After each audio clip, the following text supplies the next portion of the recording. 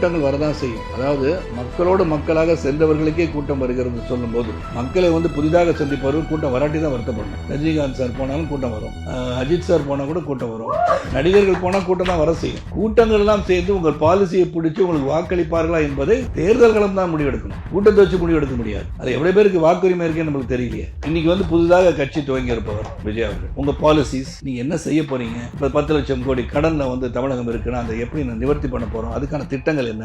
உங்க பாலிசி என்ன? இப்ப பொருளாதார அடிப்படை அனைவரும் உயர்த்தி வீடு வாங்கும் அளவுக்கு உயர்த்தி விடுவேன்னு சொன்னா அந்த திட்டம் என்ன?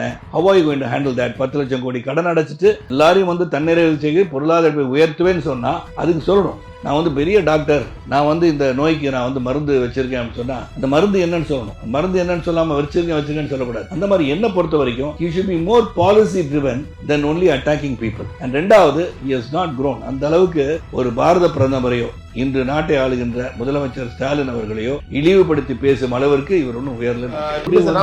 கடைசி படம் இதோட படம் நடிக்க மாட்டேன், நான் முழு நேரம் அரசு. அது அந்த ரசிகர்களுக்கு ஏமாற்றம். அப்படியா? ஆமாங்க, ரசிகர் நல்லா நடிச்சிட்டு இருக்காரு, பீக்ல தான் இருந்தாரு. இப்ப நான் சூரியவம்சம் நடிச்சு அரசியல் போன மாதிரி தானே. அப்ப பீக்ல இருக்கும், ஐயோ தலைவர் நடிச்சுட்டே இருக்கலாமே, எதுக்காக அரசியல் கூட போறாரு அப்படின்னு நினைக்கிறவங்க இருப்பாங்கல்ல. அந்த விதத்துல people have seen him in the screen entertainment aspectல grown so big அப்படின் போது இன்னும் படத்துல நடிக்க மாட்டாருன்னா அவர் ஏமாற்றத்துல தான் இருப்பாங்க.